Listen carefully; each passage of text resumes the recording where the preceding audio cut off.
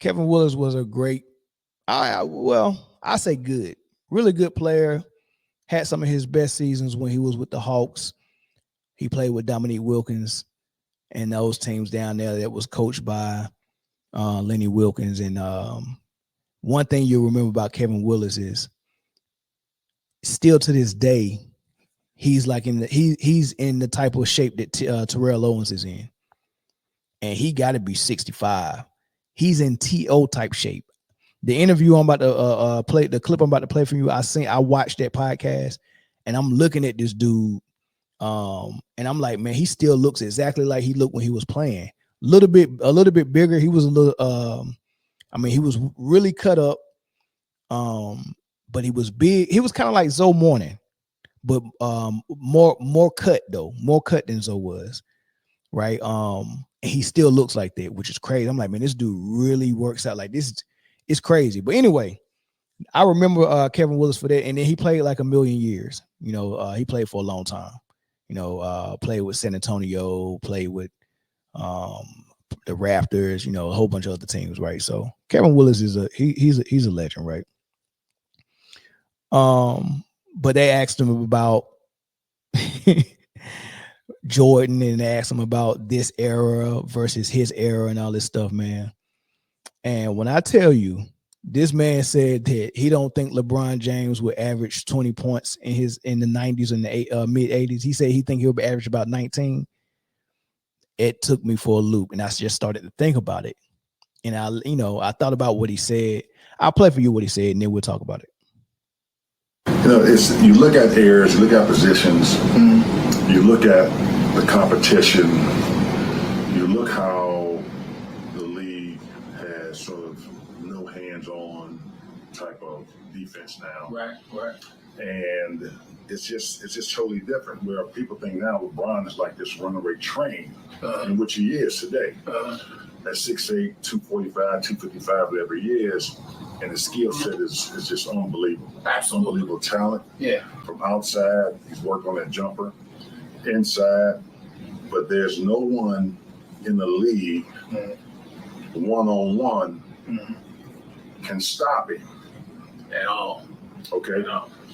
So, but if you look back in the day, when defense was the thing, you got guys where you're going to come with it tonight, because not only if you think you're going to give me 35 or 40, I'm coming right back at you. Yeah, I'm coming back at you. So you got to work on the defensive end and offensive end. Right. So it's just, and then you can comment on defense. You can put your hand on somebody. That's the truth. Put that hand on them. That's true. And all the little ticky-tack fouls. And MJ had to go through all that. He had to go through it with Detroit. He had to go through it with Boston. He was getting beat. He was getting beat down. But then his mental took over. And now it's like, I gotta, not only I'm gonna get stronger, but I gotta take this to another level mentally. And then his team, the people that he have obviously put around him, man, he's just, everything he does is just masterful, man. Yeah. He could have averaged 40 if he wanted to, man, or get more assists or this and that. But it was his mental game, I think, in my opinion, that was the most dominant thing, that he would defeat people before we go on the court. Yeah. I mean, I have my own teammates. Be like, man, you got Brown. I mean, you got MJ tonight. And we started putting the defensive game plan together. Yeah. And you look at him, you can see on his face, man, he's like, and so we got your back. We're gonna try to give you some help you out. But it was just, they would be defeated before they got on the court. Man, on the court, it's just, there you go. It was a wrap. It's a wrap, man. And he came at you from every angle, man. From every angle. I mean, you don't do what he did.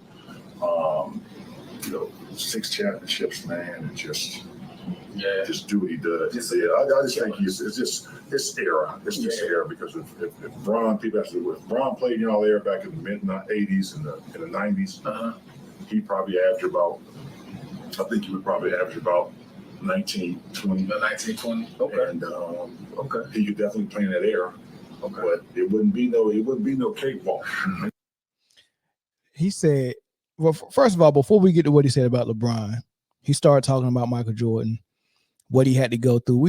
That's well documented. We know he went through a lot of stuff. It was a very physical league, a very tough league, very different league back then. The lanes was clogged, a lot of 7-footers. They played a slow down game, didn't shoot a lot of threes, man. It was just everything was harder back then. So, what I always say is, hard times make, hard or tough men. Like, you can't get a tough man from a soft environment, right? Just like, basketball players that grow up in the inner city, they usually end up being tougher than the guys that learn how to play basketball at the YMCA. Their dad and mom was dropping them off at the YMCA. They playing, jumping in swim pool, everything is hunky dory, versus the guys that had to walk through 3-4 alleys, run from 2 or 4 different crackheads, and fight off a bully that tried to steal his basketball on the block. You got to tell 2 dudes on the block, no, you don't want to hit the blunt, and all these things, right? Like a lot of people went through stuff like that just to go hoop. That built some tough guys, man. So when you get those guys mixed in the NBA with guys that was a different breed, you get to see that just come alive, right? You get to see it come alive, right? So the same thing with the NBA, man. The NBA had a tougher, rougher league and environment, so the players going against tougher opposition, tougher rules, tougher defense, a tougher game, playing, you got to score inside a phone booth. You only get 1 to 2, maybe 3 dribbles before, you got to get the ball up or shoot it. You know what I mean? You're not just on an island one-on-one just dribbling with everybody standing in the corner just giving you all that space. It just don't happen like that, right? So you become a better player, you become a better scorer, and then you become a better defender as well. So just overall, 85, 90 to the early 2000s, that was the GOAT. I'll just say from the 90s to the early 2000s, that was the golden age of NBA basketball. That was the golden age, right? So I think if the start of the NBA 50s or whatever, whenever it started, I don't know when it started. I think everything was a gradual increase, where the NBA game was getting better, the players was getting better, the entertainment was getting better, the skills was getting better. I think everything was a slow, gradual increase. And then when it got to about the 80s with Magic and Bird, I think that was a good jump. But I think when it got to the 90s with Jordan and the people that came with Jordan, it was a huge jump. And I think it got to the peak of what it was. And I think it sustained that peak, what we want to call a prime. If it was like a player, you get, just like a player come in as a rookie, of course he don't have the wisdom in the brain yet to be a all pro player. And then he probably don't have the body yet either, but he probably got the skills, but it's still skills you got to learn as a pro. So when you come in as a rookie, your skills, your body, and your mental all together are developing. And when all of those 3 things get to its highest peak, then you're in your prime, right? So the NBA had a prime, and it was the 90s.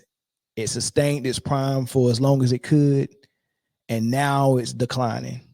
It's past its prime. Now everything is just falling apart. The rules are making the game horrible. The play style is making it horrible. The skill set is at an all-time high. But the IQ of these players, they don't even know how to play. They don't even know how to see a switch on a screen and see a 7'4" Wembanyama with a point guard on him and know that ball needs to go in the post immediately. They don't do that. Wembanyama will run to the 3-point line with a dude my size on him. This is by far the dumbest NBA I've ever seen. The dumbest, right? So it's in a decline, right? This is in a decline, right? So, but Kevin Willis talked about Jordan and all that stuff, but then he got to the LeBron part of it, and he said, in our league, the way LeBron plays, like right now, nobody can guard him. He's unguardable because the way the league is now is it's always going to be two guys at the corner, and it's always going to be a guy at the three-point line on the weak side, opposite of the ball, and the guy with the ball is right here on the island. Someone's going to come and set that screen for him to start the offense, but there's a spread floor and a concept of like you literally can bring the ball up court and never pass it in today's NBA, and that's okay. The coaches are okay with that. You can, like LeBron can get the ball inbounded to him. He can dribble the ball up, call for a screen, use the screen, get downhill, layup, or use the screen, try to get downhill, player back off of him, step back three. Nobody touched the ball except LeBron, and they okay with it. Those type of plays would get you on the bench in the 90s because coaches wanted to see that ball come up, that ball leave your hand, that ball reverse sides of the floor, and then somehow that ball has to get in the paint, whether you throw it in the post or whether you pass the ball and force the defense to rotate and you can attack the gaps. And if you're going to shoot a three, it better be because the ball went to the paint and the help came and then you were able to kick out for that three. It's not going to be I brought the ball up court, nobody else touched the ball, and I danced and did a step back three. You're not going to do that because why take that shot with 18 seconds on the shot clock when you can get that shot anytime? There's nothing stopping you from going through your legs and doing a step back three. I can give you that ball with 5 seconds left on the shot clock and you can get that same shot. So why not run our offense and try to get something closer to the rim, something going to the basket, something in the post, call a play. Let's see if we can get somebody running off a screen, catch and shoot. Right? You want to do all of that stuff before you resort to a step back three. But these dudes are coming up and taking step back threes with 0 passes and 18 seconds left on the shot clock. Right? So in this league, when the floor is spread like that, imagine having LeBron James just coming downhill, head full of steam, and then you can't touch him. You can't be real physical with him. You can't push him. They call him fouls to favor the offensive player, right? It makes LeBron unguardable. But he was saying with the way LeBron plays, with his skill set, you can't do that when you got Patrick Ewing down low and Charles Oakley down low. Charles Oakley and Patrick Ewing is not leaving the block. They're not. They're not going to be at the three-point line, none of that. They're going to stay on the block. So good luck trying to drive downhill to get a layup. If you didn't have that in-between game, if you didn't have that mid-range, if you didn't have that 1 dribble pull-up, 2 dribble pull-up, 3 dribble max pull-up from mid-range, if you didn't have that in your game, good luck getting 30 points because the three-point shot wasn't even shot that much. So getting a good defender on you and you can't get to the hole, but, oh, man, plan B is I can just bail out and just step back and throw a three up. No, a coach is not going to allow you to do that. So you got to develop that mid-range game. You got to develop a post game. You got to develop something off the ball like Reggie Miller, Rip Hamilton, whatever the case may be, Allen Houston. You got to have that. Steve Smith. You got to have that. Jordan, Kobe. Right, so you got to have that off-ball game. You got to have that mid-range game. You got to have that post game if you're a wing player. It's a must. And LeBron doesn't have it. Those are his weaknesses. His weaknesses is the mid-range, free throws, off-ball, defense. The main things that made the 90s are LeBron's weaknesses. So I believe Kevin Willis, when he's looked and assessed LeBron's game and see what he can and can't do and what his strengths and weaknesses are, and for him to come out and say, yeah, 19 points. LeBron will average 19 points in our era. 19 points. That's not special at all. That's not that special at all. And I believe him. I definitely believe him. Right? Definitely believe him. But I'm gonna open the phone lines up. I'm gonna take 2 calls. I want to see if y'all agree that 19 to 20 points. Let me pull up. Let's just pick a year. Let's pick 1995. I want to know who was averaging what back then. Let's look at the 1995 scoring leaders.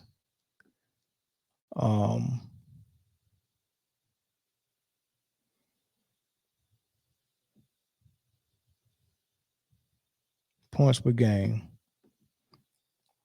Well, Mike was averaging 30. That ain't no surprise. Dang, Mike. Guess how many players was averaging 30 in 1995, y'all? 1. Mike. Mike. So so the top 10 scores, right? There's only 2 wing players in the top 10.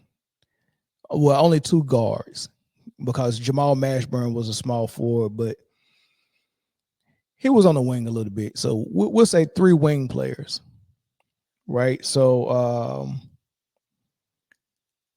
Michael Jordan averaged 30 points, 30.4 points a game. He was the number 1. Hakeem Olajuwon averaged 27. Shaq averaged 27. Karl Malone averaged 25. David Robinson averaged 25. Chris Webber averaged 24. Charles Barkley averaged 23. Alonzo Mourning averaged 23. And Mitch Richmond averaged 20. What is that? 23. Right? So the only 2 shooting guards was Mitch Richmond and Michael Jordan. Both players, great mid-range shooters, great post-up, great off the ball, right? Jamal Mashburn, great 3-point shooter, great mid-range shooter, great post player, great off the ball. And then all big men that post up: Hakeem, Shaq, Karl Malone, David Robinson, Chris Webber, Charles Barkley, Zoe Mourning, right? Right. And then if you want to go to number 11, 22 points, Patrick Ewing, Juwan Howard, 22 points, Penny Hardaway, another guard, 22 points, Glenn Rice, 21 points, man. So for to say LeBron would average 19, that would put him in the area of Scottie Pippen, averaged 19 points then. Clyde Drexler averaged 19 points. Gary Payton averaged 19 points. Jerry Stackhouse averaged 19 points. Allen Houston averaged 19 points. Sean Kemp, Sean Elliott averaged 20. Grant Hill averaged 20. Glenn Robinson averaged 20. Larry Johnson averaged 20. Reggie Miller averaged 20. That sound about right. LeBron, but then again, LeBron's athleticism is so crazy. He would have been playing small forward or power forward, probably the way he probably would have had to learn the way Mashburn played. So I think he could have got up to the 20. I say Kevin Willis shortchanged him. I would say LeBron would be in a 23-point a game range. He would be in a 23 points per game range. He wouldn't have that many assists because the primary scorer back then wasn't the guy that was getting the assists. It was always usually the point guard. I think Grant Hill and Scottie Pippen might have been the first, but Scottie Pippen wasn't the primary scorer. So X that. But Grant Hill might be one of the first players that was the primary scorer that also got a lot of assists, right? It looked like he was averaging 7 assists when he was playing, right? But for the primary scorers that scored, like Jordan averaged 4 that year, Hakeem averaged 4, Shaq averaged 3. Let's see what another guard, Penny, but Penny wasn't the primary scorer, Shaq was, but Penny was averaging 7. Mitch Richmond was only averaging 3 assists. So the primary scorers didn't concentrate on trying to be the point guard. So I would think LeBron coach would have him, look at the small forwards like Mashburn, big dog Glenn Robinson, or maybe Grant Hill. Maybe they let him do some Grant Hill stuff too. So you know what? I take all that back. He would have been just like Grant Hill, but more athletic. And of course, he probably wouldn't have got hurt like Grant Hill did. But then again, like Grant Hill played 80 games that year. So they prided themselves. I mean, of course, Michael Jordan played all 82, but they prided themselves on playing all the games. So if LeBron was in that era, maybe playing 82 games and having to play defense all those years, if he had to play both sides of the court and 82 games, I can see it's possible his body could have broke down. Thank God that he load managed during his career and only played offense and didn't play a lot of defense because he was able to preserve his body. But without that, who knows how his body would have held up. But let's get to the phone calls. Funky Town, what's up? What's your thoughts? What's up, brother, man? You up here preaching tonight. I thought you were getting ready to start passing the plate. I should. Hey, no, I mean, I hear what you're saying, but the thing that we're still forgetting about LaFleur is he's backless. And if he had gone to college and played under a good coaching system, whatnot, played and competed in that level, having to play the actual position he's supposed to be playing, yeah, then you might be right. Like if he was willing to be taught and shown and learn how to play something, like how others had to play game, Jamal Mashburn had, even though he was still a great player coming out of New York, when he went to Kentucky, he learned. He was going against greats in the college game, and he learned and was a beast when he came out. And again, he continued to learn. And matter of fact, if you remember what he said, Jordan told him when Jordan came back, his last All-Star game, he said, this is what you do, and this is what you should stop doing. He waited till he was leaving. But he told him, this is your tendency right here. You need to stop doing that. They were always learning back then, and they had old heads that were veterans that were teaching. Like, there's a lot of people make fun of like Spider and stuff like that, and other players like that when they were on the bench. But there's a thing they were doing. Spider took Kobe under his wing when he was at the Lakers. Yeah, he took it upon himself to say, hey, young buck, you need to look at this. You need to look at this. You need to look at that. He didn't put him on blast. He was teaching him. He was showing him things. LeBron has never wanted it, and he never got it. He never listened to an old head say, hey man, this is what you need to look at. This stuff you're doing right now, that's not gonna last. You're gonna have to move. You're gonna have to be looking towards the future of your game because it's a long, long haul. He got lucky because they just softened everything up. They just kept softening and softening and softening. And again, like you said, load management and all this other stuff, right? That was it's a young up here not even knowing what the hell he's talking about. That was 2003, dumbass. Anyway, the point we're trying to make is LaFleur. He doesn't have, like you said, all the attributes that you needed to survive in the 80s and 90s. He doesn't have it.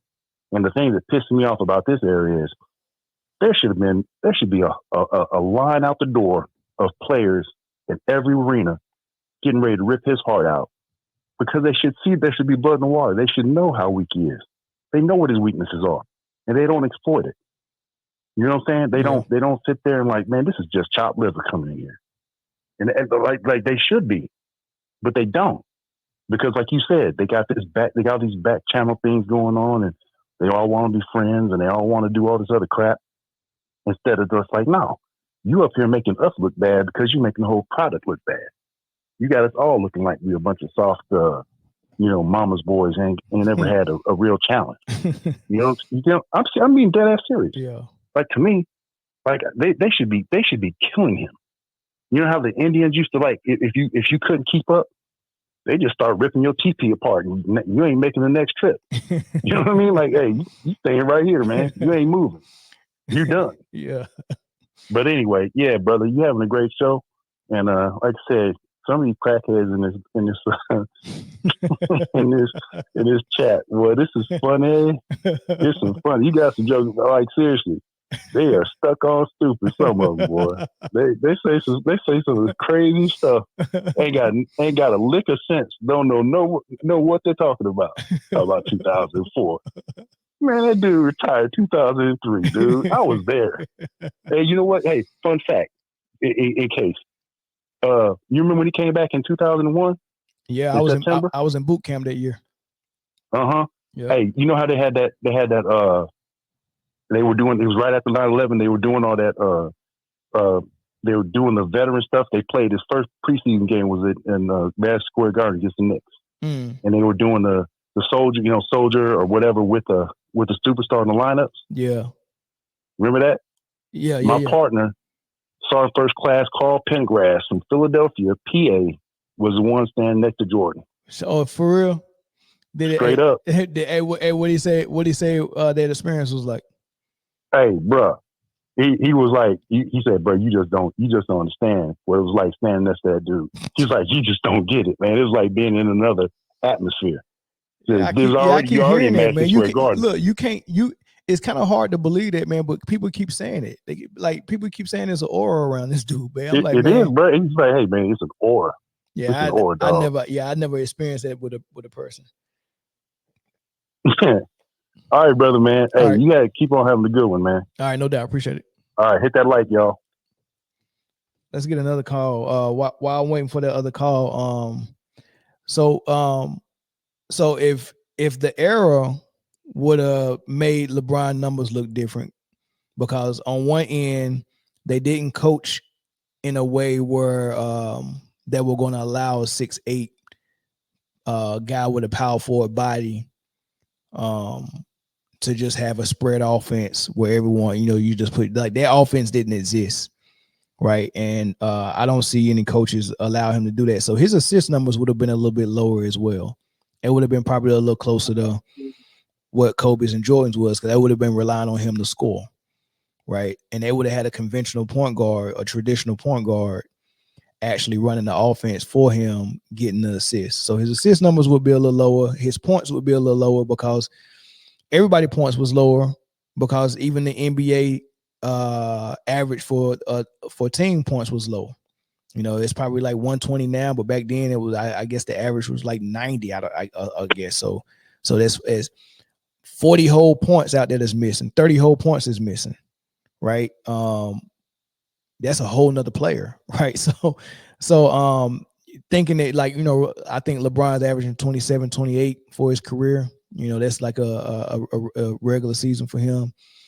So if Jordan was averaging 30 in that era, where it was harder to score, and LeBron can't even average 30 in this era where it's easy to score, it sounds about right. With the clock, Lang, and all that stuff, that he'll probably be around that 20 to 23 range. He'll probably just a notch above Pippen and Grant Hill, maybe.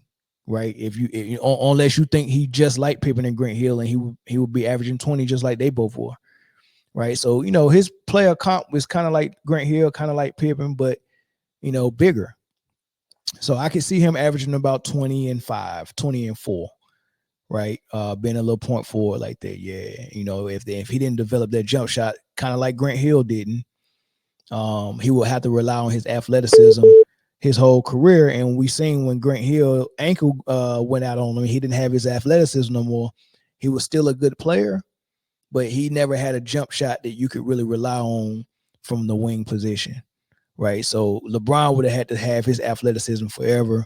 And like I said, he would have been forced to play 82 games back there and both sides of the ball. So we don't know what his body would have responded like with that. But so his numbers would have looked different. He probably wouldn't have reached 40K. He probably wouldn't have played 20,000 years either. His body would have broke down a little sooner. He just been preserving it. It's almost like he played offense as hard as possible, but when he get it back on defense, he might as well be icing his knees on defense, because that's how much time he got just relaxed back there. On defense, he's really just icing his knees, right? So when you do that for your last 8 years, man, I mean, and you only play 65 games a year, you don't play 82. You play like 60 games a year, and if half the game is offense and half is defense, and you're only playing offense, so you're not even playing a full game, you're playing half a game. So you're really only playing 30 games a year. Like as far as the mileage and the wear and tear you putting on your body, 35 games. Really, your body is really getting about 35 games a year, right? That's what you're really getting. You're just out there playing offense. That's it. And for a guy like MJ to play both sides for 82 games,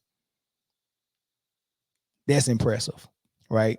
But anyway, somebody said something interesting about all-time points and how we look at all-time points. A lot of people say, well, all-time points tells us who the greatest scorer is. So I guess before LeBron got Kareem's record, Kareem was the greatest scorer we ever seen. But even when Kareem had the record, everyone said Jordan was the greatest scorer we ever seen. So I don't know how that changed, right? So the record wasn't that important when Kareem had it, but as soon as LeBron got it, the record made you the best scorer ever.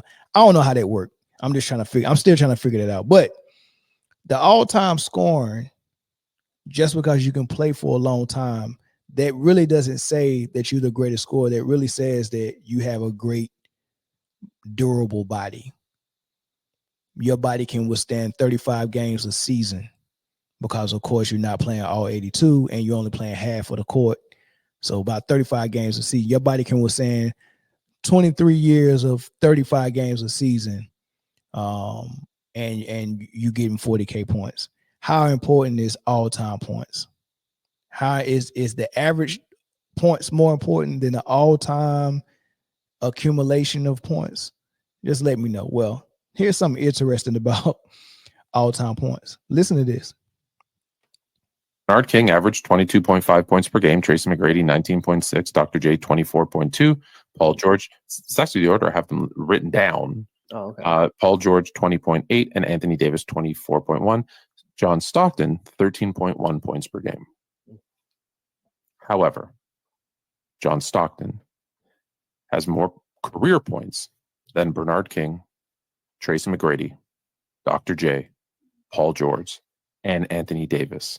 And we would never say he's even in the conversation with them as a scorer. It means nothing. It means nothing. Yeah. It means How could it mean nothing? I don't It means understand. nothing. Bernard King. So he mentioned Bernard King, great scorer. T-Mac, great scorer. Paul George, great scorer. Anthony Davis, great scorer. He mentioned all these guys, and he was like, they all average more points than John Stockton. John Stockton only averaged 13 points a game for his career, but he played 23 years, and he didn't miss games because he's a product of the 90s. They play games in the 90s. We play games in the 90s. We'll manage and sit out. They play games in the 90s, right? So 23 years and missing no games almost, that's a lot of points that you scored at a 13 point per game average. So you're going to score more than T-Mac because T-Mac was hurt a lot and he didn't play 23 years. AD hasn't played not even 15 years yet. Bernard King, I don't know how long he played, but PG-13, same thing. Like, so they're not, and plus he stay hurt. So yeah, they average more than him, but he scored more than them because he's played more games. He stayed healthy longer and he played 23 years. So the accumulation of John Stockton points got him with a total of more points than all of those guys who we know are better scorers than him. But when you talk to a LeBron fan, they think that the all-time stats, if you play 1,000 years, then if you get the all-time stats, especially the record, that makes you a better scorer than someone. And we know that's not true. So unless y'all going to tell me John Stockton is a better scorer than Bernard King, please don't come around here talking about LeBron is a better scorer than Kobe or a better scorer than KD. We know he ain't a better scorer than freaking Kareem or Michael Jordan or Wilt. That we know that. As a scorer, I would put LeBron, I would put LeBron on par with Scottie Pippen. I would put LeBron on the Scottie Pippen level as a scorer. 100%. 100%. Do I got somebody on the line right now? Who's on the line? Yeah, my brother, what's up? What's good, man? Who I got on the line? Oh man, my name Kaz, man. We had dated probably about a week ago, man. Oh, okay, all right, bet, man. What's your thoughts? I just had a question though. So I was saying about the 19. So I'm saying like, so you think like even like, all right, so back then like under a different coach, and he was the main focus, and he cut down them assists. You still think he would have averaged 19, or you think he would have averaged more? I think between 19 and 23. Well, Grant Hill averaged. You don't think he was? Grant Hill averaged 20? Yeah. So look, the year you said Pippen averaged 19, huh? Correct. All right. So look, that year Jordan retired and Pippen took over. He still what he average? It didn't go up to like 23, 24. It didn't go up to 24. But I'll look it up real quick. Hold on. Yeah, look. All right. What year? I'll look it up. Easy day. Keep talking while I'm looking it up though. Yeah. I was just wondering. Cause I'm saying like, so because Brian ain't really a high.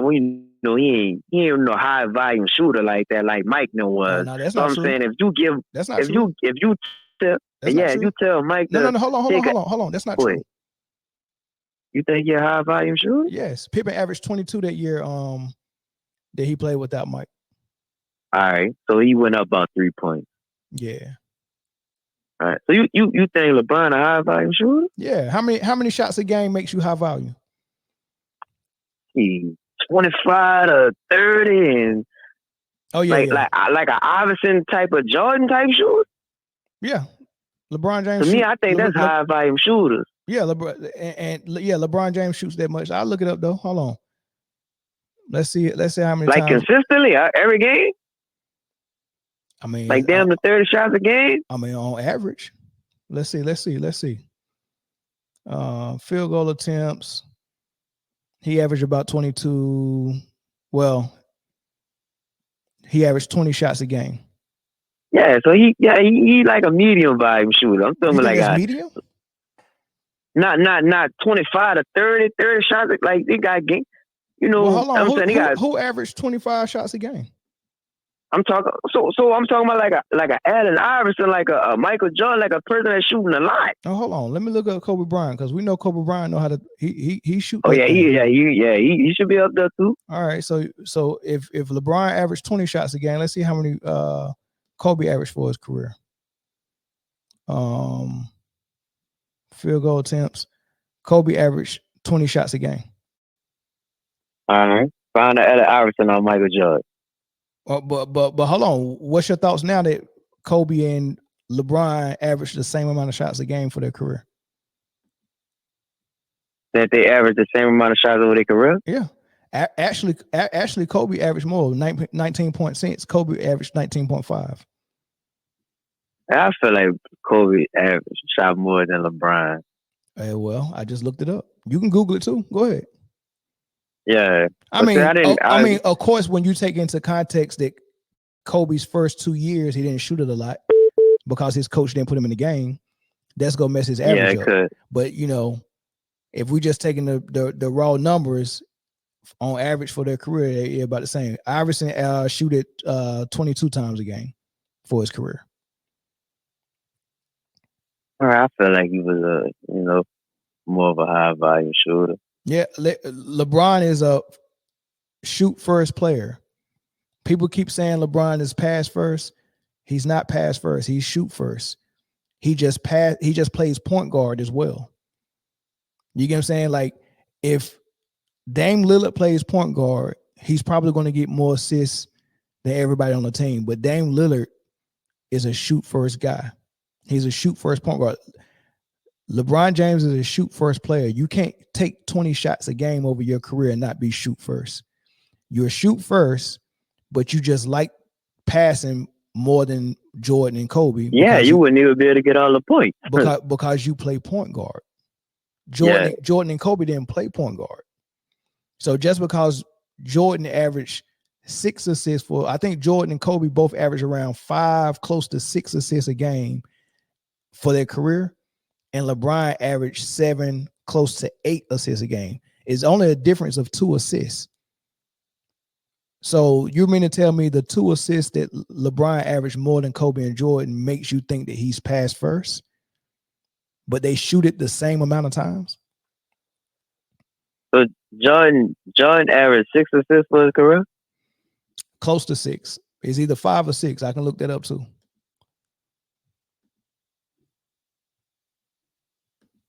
Yeah, because I'm pretty sure LeBron is probably about the 7 range. Yeah, I think he should be about 27 to 7. Yeah, he close to 7. And MJ is either 5 and close to 6, or just maybe it's just 5. Hold on. I don't know why this don't want to work with me right now. Here we go. Hold on. Michael Jordan.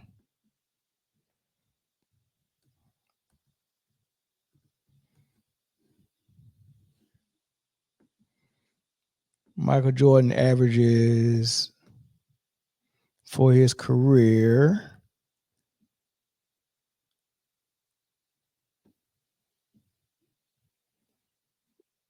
6.2 assists for his career. And that's with his second year in the league, the year he only played 18 games because of the broken foot. That messed his average up. He only averaged 3 assists that year because he only played 18 games, 3 assists. So it messed his average up. But he was 6 assists as a rookie, 5 after that, 6, 8, 6, 6, 6, 6, 5, 4, 4, 4. So his last years, when Kukoc and Pippen was and Ron Harper was really doing the point guard duties. It was Ron Harper running the point. Pip was doing point forward. Kukoc was coming off the bench doing point forward. He really didn't have the ball that much, man. He was just an assassin from the score. So his last three-peat, he only averaged 4 assists. But in his prime, it was 6. So what stats was you thinking about? Because you at first you had went up to about 23. First you was thinking about it what Kevin Willis said. You was like he was saying 19, and you was thinking you had went up to about 23, 24. Yeah, you dropped it back tonight. Because I'm looking at I mean, this dude got Karl Malone's body, man. So that's what I'm saying. He's physically. That's what I'm saying. So the other caller, he's physically gifted. Like he ain't got to have. He ain't got that bag, but he's physically gifted. So some people just got it, and they just natural born. They could, he just natural born. He could get to that. He can get to that rack. Yeah, same. But that's how Grant Hill was. So if you watch Grant Hill and Pippen in that era in the 90s, that would have been LeBron, just with a bigger body. He would have been like that, but the paint was still crowded. 7-footers was still all over the place. And they was just now embracing, letting your best player, who is also your best scorer, handle your distribution as well. Like that was a new thing. But yeah, more athletic, Scottie Pippen, Grant Hill. You don't think he could have averaged 24, 25? I ain't gonna say more athletic than Scottie Pippen. I think LeBron and Scottie Pippen are about the same as far as athleticism. I think LeBron jumped higher than him. Pippen he underrated. He's definitely underrated. Pippen was a freak, man. Yeah, he long. Yeah, Paul. He long, you know what I'm saying? Sure. Yeah. So. But yeah. Appreciate the call, man. 22. You couldn't give him 25, bro? Nah, not no 25. You 24? You seen the list, man. Ain't nobody getting up to no 24, 25 back then. I mean, some of the best scores. I mean, look how good of a scorer Mashburn and Glenn Robinson was. They wasn't even getting the 20. 25 was hard, bro. Back then, 25 was tough. Yeah, it was tough. I mean, a lot of these have been played. They had a lot of low scoring games too. But I'm saying I think sometimes it'd be like, cause they did have a wave in from 2003 to 2000. Man, they had defense. Defense was being played. Now as the years went on, the league was getting softer and softer. But it was an era that I'm saying defense was still getting played, man. Like they just, I mean, sometimes when they come to LeBron, they just act like they just skip the whole era of defense not getting played. Like, come on, defense was getting played. You still had defensive teams with defensive mindset. You always had San Antonio, always a defensive mindset type of team. You still had teams like that was on the come up, like that Indiana team, even a Derrick Rose Bulls team. It was based around it was the defensive type of squad. Yeah, that's true. So they had defensive teams, but they can't just skip like he skipped the whole era. Just it was just so easy. He came in the era that still had some defense. I think once Kobe was done, he was the last one, really. Him and Garnett and all them stuff, man. Once they moved on the Steph Curry, LeBron, Durant era. Once it got there, that's when it started.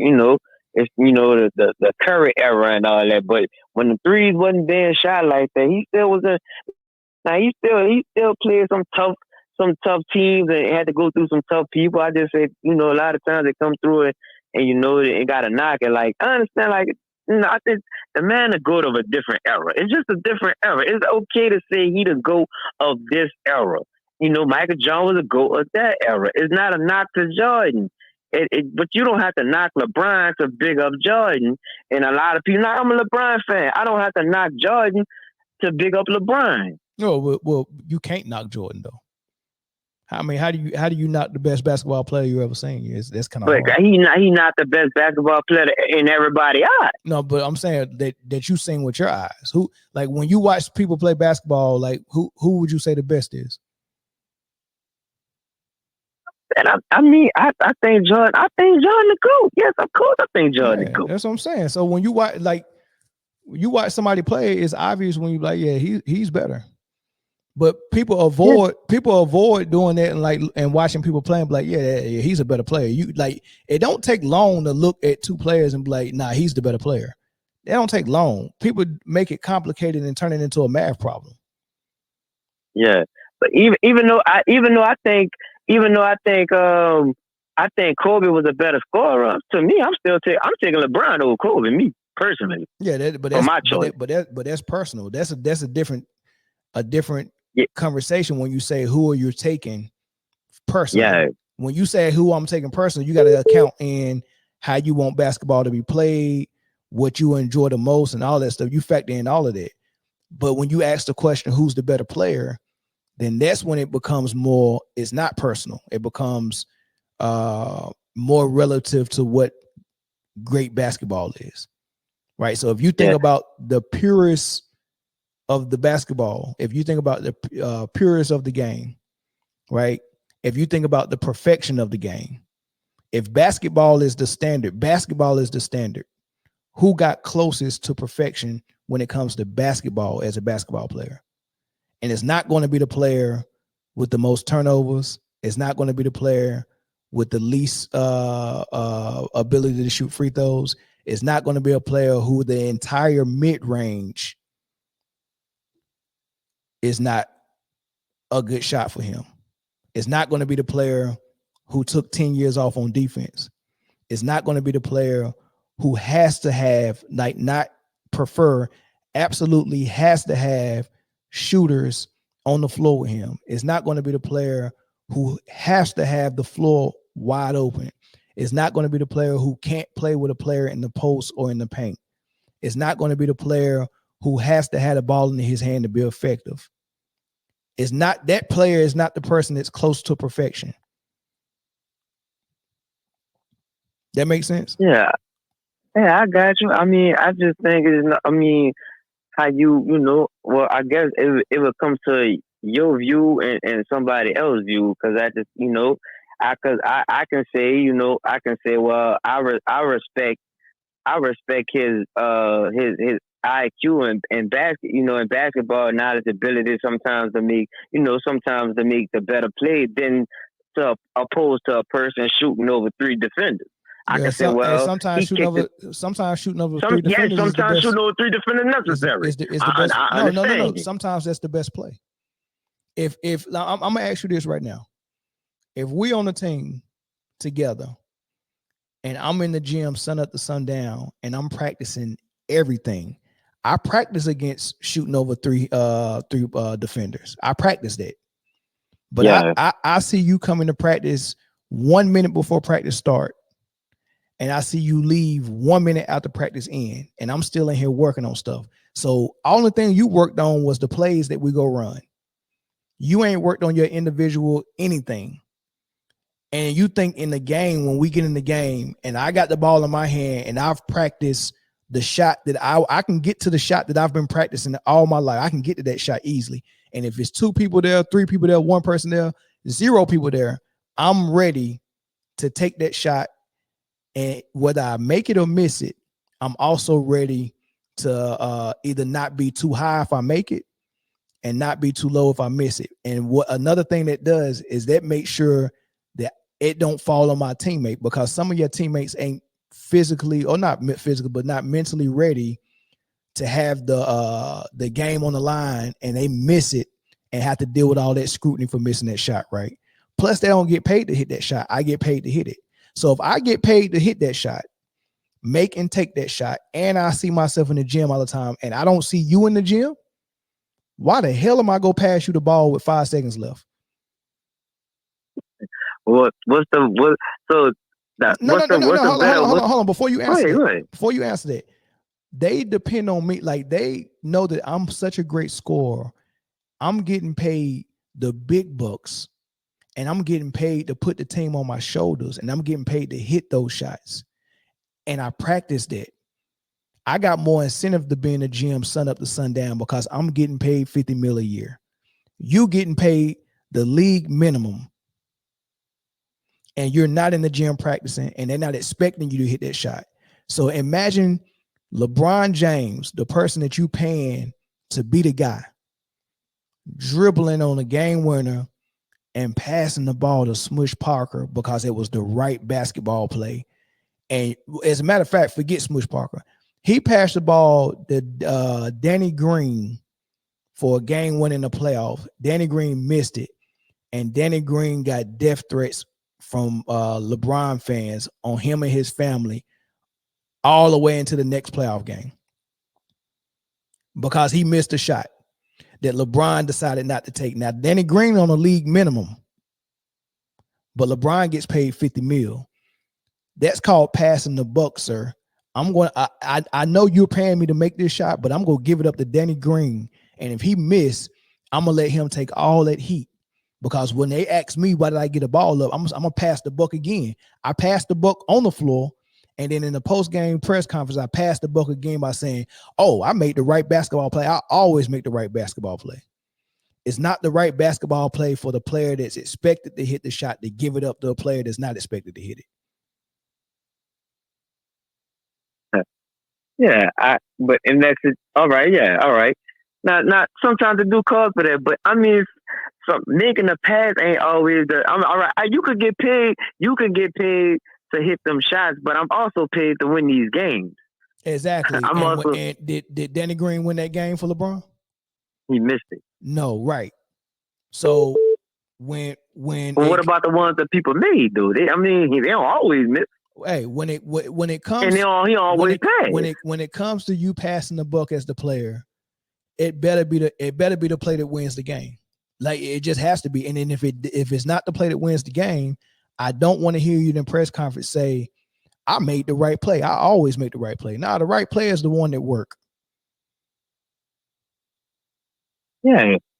And if you absolutely force me to pass the ball, that's why I'm gonna give it up. I'm not passing it because it's the quote unquote right play. It's the right play in the first, second, and third quarter.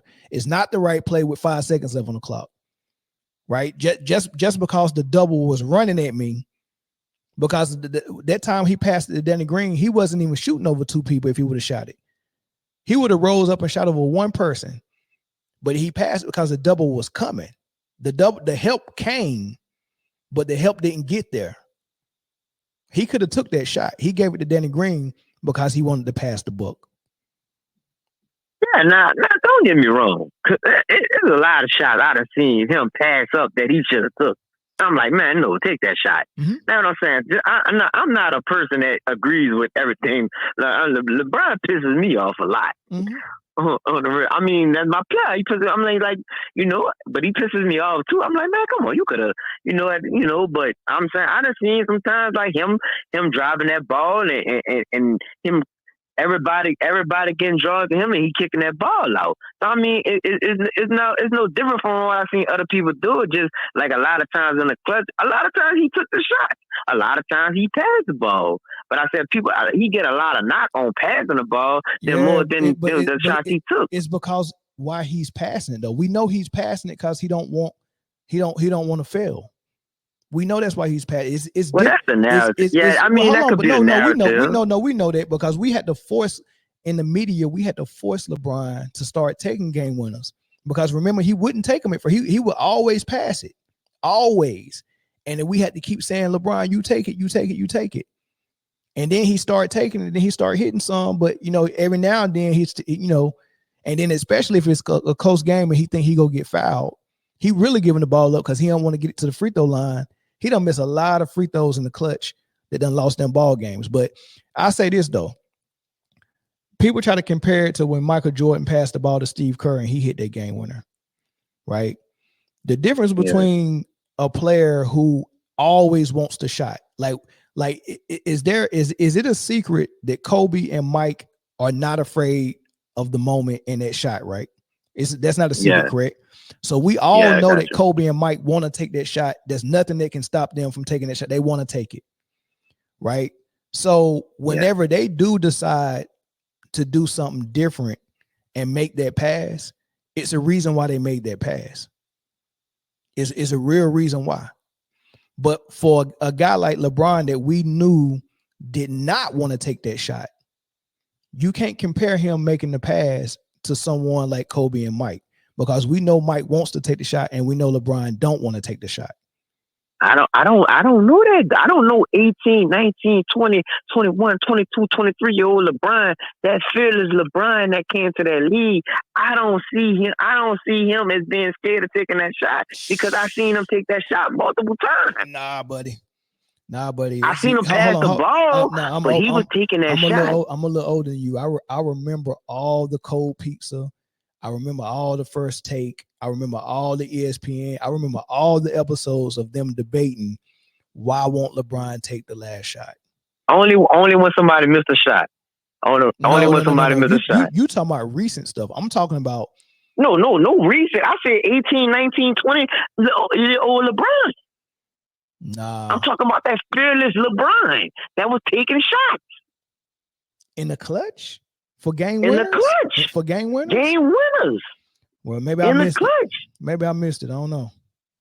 Yeah, I'm saying he made some, he missed some, but I'm saying he wasn't shot. Now I could say now at one time he could have been shying away from that free throw line. He could have been shying away from that free throw line at one time, but taking a shot, I never felt like he was scared to take a shot. Now probably late game going to that free throw line, but taking that shot, I never felt like he was scared to take the shot. Okay. Now sometimes I just think he overthought a play sometimes. Like you can like you said, when you can rise up and shoot over him. Well, why he passing it so much then? Why he passed so much? Well, in the clutch for those. Because I'm saying, so to me, I'm thinking because you said as in a basketball play. I'm thinking, so you saying you was in the gym practicing this shot, but I'm saying, what's a higher percent? All right, with me with three hands in my face, or you wide open? No, hold on. It's not a computer. It's human beings, right? So let me ask you this: a player who got ice water in his veins, the shot that he take with 5 seconds left on the clock, that everybody know I'm about to take, down by one with a hand in his face, the percentage don't drop that low just because it's in the clutch. But it's some players. No, I'm saying. Listen to what I'm saying. I'm listen the star player. No. Listen to what I'm saying. Go ahead. There are some players who are not ready for that moment, and I don't care if they're good shooters normally. That doesn't mean that they're a good shooter in the clutch. I'm gonna tell you somebody that Kobe played with. Two players that Kobe played with that you're probably not going to say that they the best shooters and that one of that the league has seen, but in the clutch, I trust them more than some of the great shooters, and that's Robert Orr, Fisher for sure. Robert Orr and Derek Fisher for sure. Robert Orr and Derek Fisher shooter. in the clutch. I trust them. Do you think that they're as good as shooters as someone like Kyle Korver? No, they're not. But how many times have you seen Kyle Korver hit the shots that Robert Horry and Derek Fisher has hit? As a matter of fact, I remember LeBron making a pass to Kyle Korver in the corner, wide open for a game winner, and he missed it. He got death threats as well. Right? Do you remember that, Kyle Korver, when he missed the game winner in the corner? I think so. Yeah. Kyle Korver did as well, right? So, and he's one of the greatest, percentage-wise, one of the greatest shooters the league has ever seen. But in the clutch, not ready for it. Robert Horry, Derek Fisher, ready for it. So, all right, but look, even taking it back to that Danny Green, Danny Green coming off a championship, and he coming off of just hitting some big shots. Yeah, so I can trust Danny Green. But you gotta see how Danny Green got his shots in San Antonio. It wasn't always awful. He's not Klay Thompson. Like LeBron turns everybody into a standstill catch and shoot player. Danny Green got a lot of his shots coming off screens. Like he's a motion shooter. Like he shoots on the move. Yeah. He sometimes he comes on the fast break and pulls up from three with the ball in his hand. Like, it's different types of shooters. But everybody's not a standstill. I'm just gonna stand in the corner and wait for LeBron to pass some type shooter. But Danny Green had to be that for LeBron. He had to be Klay Thompson for LeBron, and he's not Klay Thompson. Yeah. I mean, it worked out. Yeah, man. But I appreciate the call, brother. Yeah, man. Always good, man. All right, no doubt. Keep it up, bro. Preaching tonight. No doubt. That last caller that just called in, you can call right back. You'll be my last caller for this segment, and then we finish up with Tim Hardaway, and then we out of here. Get that last phone call. You can call right back. Caller from Georgia. Shut YouTube off in the background. Who's this? Willis, man. What's going on, man? Damn sports. What's good? Oh man, look, I'm about to shake up the apple cart. Okay. I'm gonna disagree with you on the points LeBron was scoring in the 90s. Okay. And I'm gonna go lower than Kevin Willis. Hey, I told you I was gonna shake it up. I put him at 15. And I think that's being nice. You go put him lower than Scottie Pippen? You go put him lower than Scottie Pippen? Man, Scottie Pippen was a lockdown defender. Absolutely. Yeah, but lockdown defense ain't got nothing to do with his scoring, though. It don't. But that means you playing the whole game. Yeah. You ain't just out there lollygag. So if Scottie Pippen can get 19 as the number 2 option on the team, I'm pretty sure LeBron can get 19 as the number 1 option. Yeah, no, not in the 90s. Not like you said. 7-footers in the paint, crowded lanes, and hand checking. I don't think I heard you mention that. Yeah. It was some real dogs out there. LeBron don't want no parts of Derek Harper. No. And Derek Harper wasn't nowhere near the size of LeBron. No, he wasn't. But he gonna give you everything. No, you're right. They say Derek Harper can get his hands around your whole waist and hold it like it's a baton. And be right there with you. Like y'all doing the tango. But the other reason, and it's the same reason why now, if you play this way, I mean, he will be in discussion. This clown wanted to go down low. No, did he? But he won't go in the paint. He won't play with his back to the basket. That's when Kobe hit major shots from the outside. But, like you just talked about, Kobe and MJ had ice water in their veins. They wanted those shots. But when Kobe went, after he had lost the championship to Boston the first time, I think that was it. when he went and hooked up with Hakeem, or it might have been earlier, getting a little long in the tooth now. It's kind of all blending together. But he went to Korea in that summer and picked up some paint skills from the 7-foot joint. That's what Hakeem was. Yeah. And because LeBron won't go in the paint and play that way, dude, you're 6'8". You're built like concrete. And you want to get out here to the three-point line like you Steph Curry, bro, you're not him. As a matter of fact, Curry the best player in your era. If we're going to call this LeBron's era. And if somebody is the best player in your era, well, it ain't your era, right? Yeah, you can say that. I mean, but his footprint all over the era, though, but so is Steph's. You know what I'm saying? Got a back-to-back. Then beat, 3-4 different teams? Yeah. Then beat LeBron 3 times. Yeah. In the finals. Yeah. But so he beat 3 different teams. Right.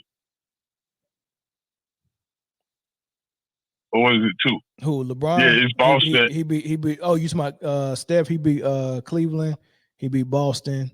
I think that's it. Yeah, it's just 2 teams, yeah, Boston and Cleveland. Yeah. And they lost to the Raptors. Yep. Which was injury plagued. Correct. I mean, they just kept dropping players. But this about LBJ. If he went to the paint now and played like that, but that calls for grit. The same, and I did not like Carmelo, but dude had some grit. And he had some game. And he was going down there. To be that big, to have those big arms, those big shoulders, and to be a real big man and have that type of touch with a jump shot around the back. Like his free throws was better than LeBron's. His jump shot at the elbow, was a weapon. He was good in the mid-range, just as good as Jordan was in the mid-range. I mean, it was unreal how he was scoring, man. You left out one thing, though. What's that? Them knees.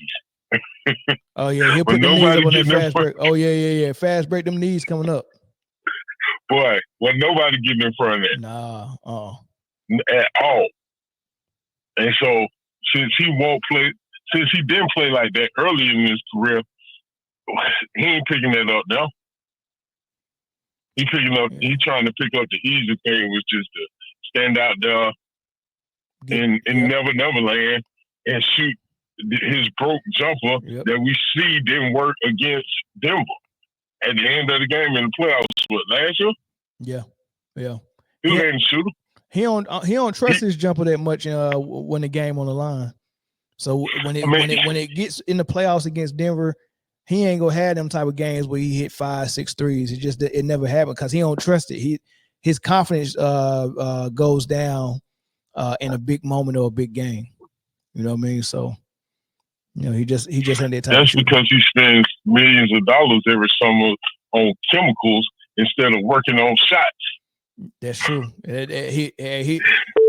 don't know when he decided that his body was going to be his greatest asset because he wanted to play 20 plus years, but he ain't work on this game at all, man. He just, hey man, let me just get in here and make sure I lift weights and my body straight. But let me take this last call, man. I appreciate you calling. Let me say this last thing. All right, go ahead. Okay, the other cement that removes LeBron forever from being anywhere in the vicinity of MJ.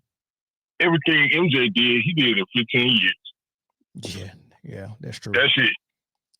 It's taking this dude 20-some years, and he leading in turnovers. He leading in most of his shots. Dude, just stop. Yeah. He need retire now. Yeah. Spare us.